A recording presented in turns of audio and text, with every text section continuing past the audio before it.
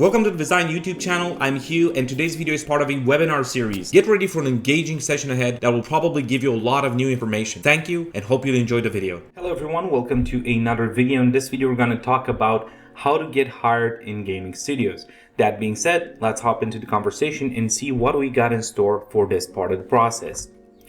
First of all, we need to understand that the general outline of this conversation will be split into intro, portfolio, CV and cover letter, job search strategy, and of course interview. And of course, as you'll probably notice, in the appendix in this file, you'll find below in the comment section, so before the comment section where we actually attach the info to the video, you'll find all these informations, including the free PDF when this video will be launched. Let's understand that all of this here, it is a process, and we have things split in 3 columns here from left to right. In the first column, we are discussing about competition, number of applications, and so forth. In the second, we're going to talk about the time frames that you are involved in as an artist and what goes on in there. And of course, in the last column here, we'll talk about like how many applications you have to do in order to actually sink in at least one interview. When it comes to the first column here, usually this is a harsh topic and a harsh conversation to have. You have 300 applications for an opening, especially for junior roles, and the amount of rejections are between 80 to 98%. That's a very high rate of rejection, meaning this entire industry is extremely competitive, and everyone needs to understand that. And here we have a split in percentages what happens with the applicants. Remember that if you go from bottom up, you'll see that 60% of applicants are either irrelevant or lack basic skills. The 30% of applicants are not good enough, meaning their skill set or portfolio are not good enough. They still have some basic understanding, but they're still not good enough for working in-house. 9% of the portfolios are usually in the ballpark. They have some skill, general understanding of like, okay, what's going on here? It's pretty good. We understand that these guys are competent, but only 1% of those people actually get into the interview. And of course, these are information that you can find in ArtStation magazine as well. We actually took some of the info from there. When it comes to the process itself in terms of time frame, you have for junior interviews, it will take between 1 and 2 months, 2 to 3 months for interviews regarded towards intermediate, 3 to 5 months interviews for senior roles, and of course, usually a general application, regardless of what you're doing, it goes from a minimum of 1 month to a max of 3 months. This is in general terms. So that's kind of the average time frame. And when it comes to like what are some things that are common or things relationship with commonality for this topic per se, you'll have to apply to 50 or to 150 jobs. You'll get invited probably within 10 to 20 interviews. Probably you lock in and manage to actually get in, and you probably get one offer at least in this type of process. It's smart and important to understand that these numbers or these areas are very important to consider as an artist, because if you're applying, at least you know what to expect. And this is a conversation where in the process that we're talking about, it's about management of expectations and how you can manage your own expectations in terms of like how to apply to studios and what to do there.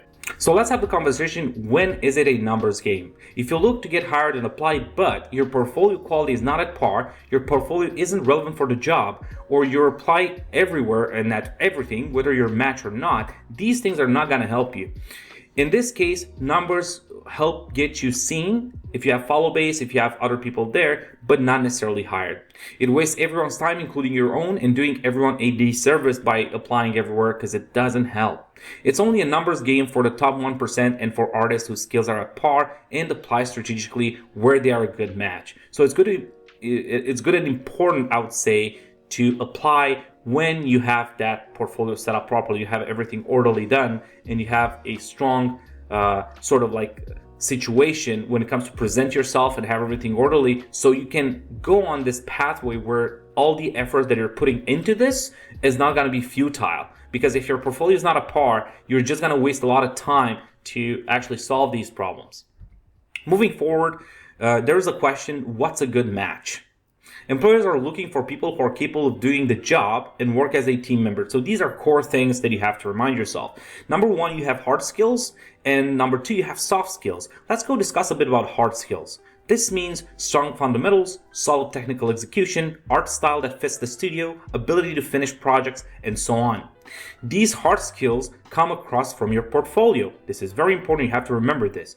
Everything that you have an understanding of in terms of hard skills will come across from your portfolio. When it comes to soft skills, you got things such as communication, adaptability, openness to feedback, time management, ability to mitigate, for example, different types of conflictual situations and so forth. This comes across from your interview. So your ability to speak, talk, and communicate in proper language and actually go on and actually help your team members and all that stuff, that comes from the interview. So that's why we have interviews. The next part here, portfolio. Your portfolio is your first impression on the studio and the most important factor in getting an interview. So if people see like a very good portfolio, they'll be enticed to say like, yes, we want to actually check this guy out and see what he's up to. Here you'll have a checklist if you apply right now. And this checklist goes as follows. You want to make sure that everything is polished and clear, everything fits the job, at least 12 to 20 pieces in your portfolio. Ideally, you want to have between 30 and 50 to showcase some variation and ability to kind of move from a project to another, or showcase abilities of illustration and color, either composition, whatever it is. You want to make sure that you have a decent amount of pieces. It has to reflect your current skill set, includes finished pieces. So make sure that you have this little checklist here. That is my artwork polished and clear? Yes, check. Does it fit the job? Check. At least 12 to 20 pieces? Check. Reflects my current skill level? Check. Includes finished pieces, and so forth. So you want to make sure that's a simple checklist you can actually go through. And an ongoing checklist that you might want to consider as well is update. So at least every 2 weeks you make an update, or every month or so, but at least have a schedule when you make a certain type of update, either online on your portfolio, and make sure that update is not just an update randomly. Make sure it has a quality check to it, so each new piece at least as good as the last that you have in your portfolio. Make sure it's curated. Upload a new piece and take out the weakest previous piece. Make sure that if you're updating your portfolio and you're actually getting a lot of pieces in your portfolio, you want to make sure that those pieces that are weaker are taken out of the portfolio, so this way you'll have an easier time kind of nailing the portfolio you want to nail. And here you want to read more about building and maintaining your portfolio, and we have a Art Career PDF that you guys can check out, and of course see specialized portfolio examples in the appendix. If we move forward, portfolio example, here in the entry level we have Michael Fiore, and you'll notice here that his skill set is quite interesting. He does some pretty cool stuff, and it's definitely like a good entry level sort of starting point. Now if we move forward to the intermediate, we see Gabriel Visign. His work is more intermediate. He has more variety in the stuff he makes. He definitely has a bit more experience with rendering and actually finishing stuff too, and it's a lot more clear in that respect. And of course we have an advanced portfolio from Patrick Stefaniak, and his work is absolutely great and it's amazing, and it's an advanced type of portfolio. You guys should check his work out as well. But these are some very, very clear examples of portfolios that you can guys go through and actually see what is the difference between them and why certain things are looking the way they look. Now let's move towards the technical stuff relating to the CV and cover letter. So the purpose of the CV is to present the following: your experience, your skills, your education, and of course achievements, project, or any important aspect of your career that is a highlight, that was a very, very important pin in your life as an artist. In here you got a couple of recommendations. Make sure it's clean and simple layout, 1 to 2 pages, simple name, concise content. Make sure you have bullet points and short phrases. Keep it clear what you did, how, what the result was. Don't forget contact info and portfolio link. This is always important to have in a CV. You can see an example in the appendix. When it comes to cover letter, the purpose is to present the following. You want to present yourself as an individual, your motivation and fit for the job, how you can add value to the team through your experience or processes. So depending on your level, of course, if you think about like a lead position, for example, if you want to apply towards that, you want to make sure that you want to go a bit deeper on how you add value to the team. Maybe you have certain things that you are following up in a message to explain something, like certain scenarios that happen in your life that actually brought a huge benefit to solve a conflict or a problem at a project and so forth. In terms of example structure here, it's quite simple. Who you are, what you're doing, what your goal is. Make sure you have your interest, learning, either present and future. So talk about the present interest in learning and your future interest in learning. Make sure this is very concise, because they'll be interested in understanding where you want to position yourself in this situation in the studio. Make sure that you have certain things going on here that are going to be beneficial to you and the team that you're going to be part of. Your interest in the company, adding value to the company and team, and of course conclusion, and everything that you got to go into the conclusion area. So now we go into these areas where you have interest, learning, skill qualification, interest in the company, and adding value to company and team. You want to be in these areas as you see there. Be specific with your answer, because it's more important to be specific from your own point of view than just like, use ChatGPT and build that, for you. I believe these are more important areas that people should be able to consider a bit more. A pro tip here, don't be generic in your conversation in general, so try to be authentic and reasonable. These are the core parts. Let's go to job search strategy. Here in job search strategy, you got 2 parts, and here we got like 4 components to each part. We got the plan, the application, we go into interview and negotiation. But let's start with the plan here. Non-negotiables versus flexible points. Here you can see the Art Career PDF, industry rates, job boards and listings, and here you can actually check the appendix, update portfolio, update CV. So make sure in your plan all of these areas are covered properly, so that builds a plan that is clear and structured and can push you forward to the next step. So if you have your negotiables and non-negotiables solved already and you have the flexible points, you have the industry rates that you're actually comfortable, okay, this is how much I want, this is what I'm looking for. The job boards and listings, you already have a short list of the expected things that you're interested personally in. So these are jobs that I'm interested in, I'm gonna apply first to these. An updated portfolio, up to date, and updated CV. All these things are the crucial components that will kind of go all through the entire process. The second part is application. So make sure you block in some time on a daily basis to apply and set a minimum number of applications on a daily basis. Try to look for a good match between your skills, expectations, and job description. These are kind of core areas.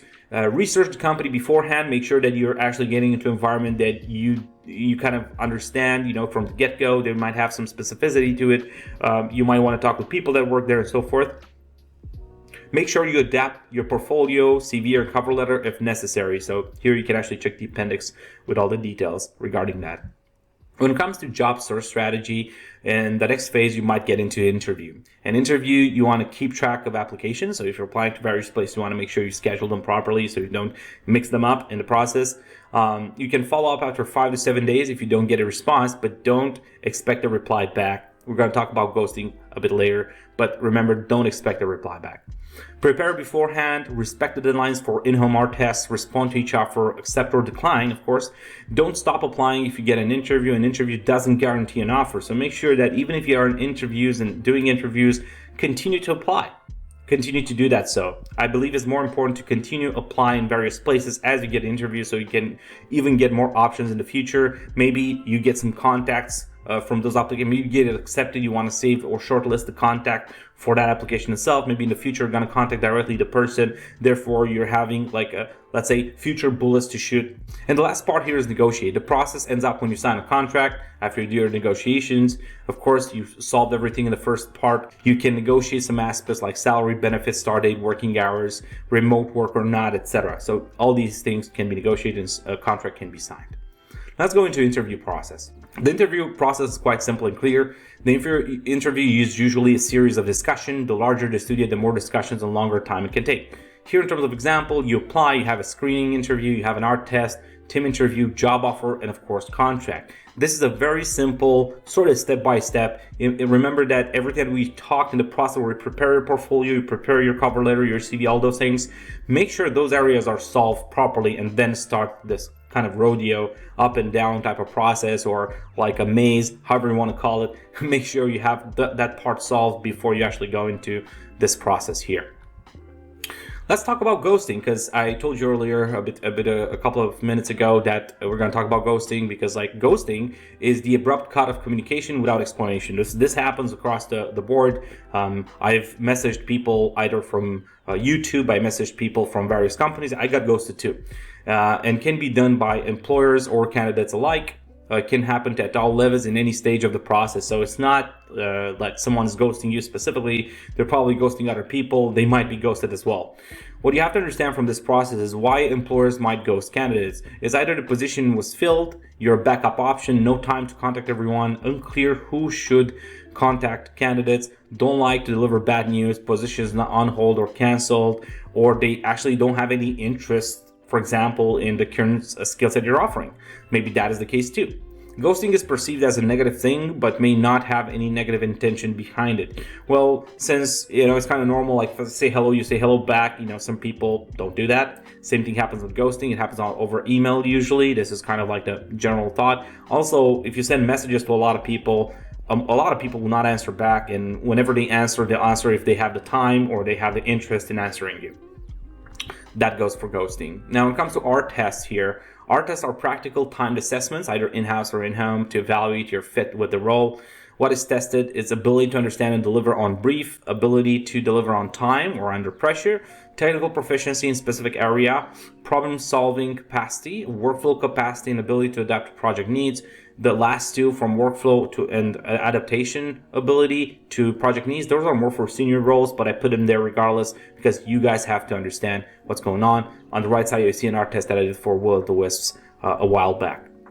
Rule of thumb, senior positions are more likely to have paid art tests or no tests. Junior positions are more likely to have unpaid art tests. My recommendation here, if you truly want to do actually a test and so forth, make sure if you do a test of any sort in any manner, try to find a paid art test, or at least ask for like, hey, is it okay if you pay me like half my rate for the test? At least I'm getting some money from the test, so I'm not wasting my energy and time there, and I'll be slightly more happy because I actually did the test properly. So I'm hoping that you guys don't take unpaid art tests, because I don't believe that in itself is fair. But therefore, I do believe you can take a paid art test, if not at a full rate, maybe at half a rate, if that actually suits the job. But that is my take in that respect.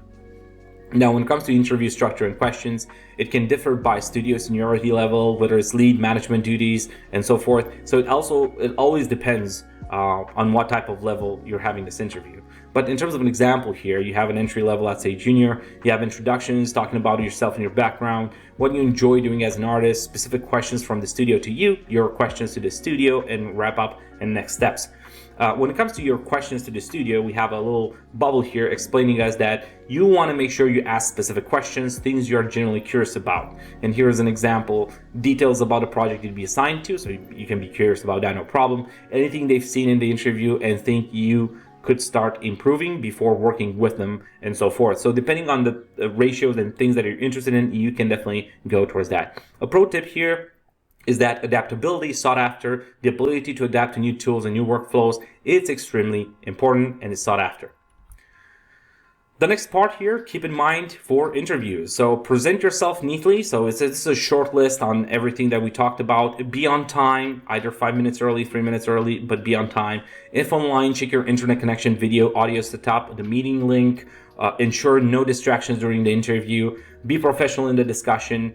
Speak clearly and stay on topic. Be ready to present yourself, your experience, and interest in the role. Send a thank you email after the discussion that is just common courtesy and is respectful. Pro tip, the interview is more about your fit with the studio as a person than about your technical skills. That's what the interview is all about. Some interview don'ts, some things that you want to avoid and not do. Here we got a couple of examples.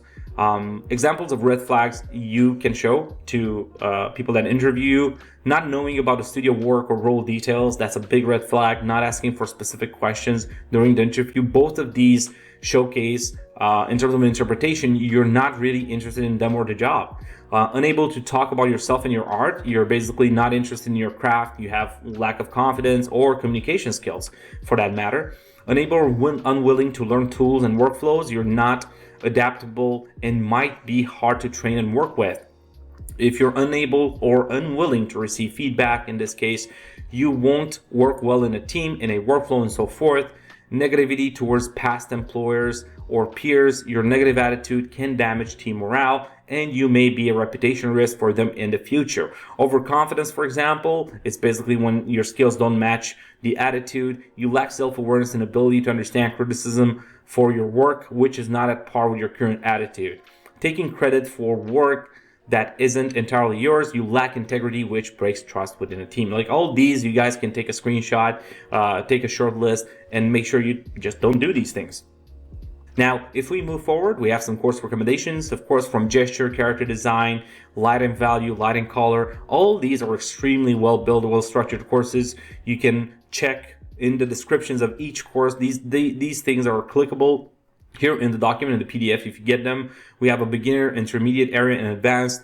I do recommend people that are interested in design to go more into the intermediate range here. We have a lot of things relating to design and how different types of tools when it comes to designing can be useful. And of course, the more advanced stuff when it comes to, like, if you're a very senior artist and want to see a conversation about like very interesting areas such as visual theory, perception, and creativity, that might be for you. And that being said, I want to thank you very much, and I hope you guys enjoyed this video. Thanks for watching, and don't forget to subscribe and hit the notification bell to stay updated. Check our video description for more resources, including courses, tips, feedback, and a lively community on Discord. I'll see you there.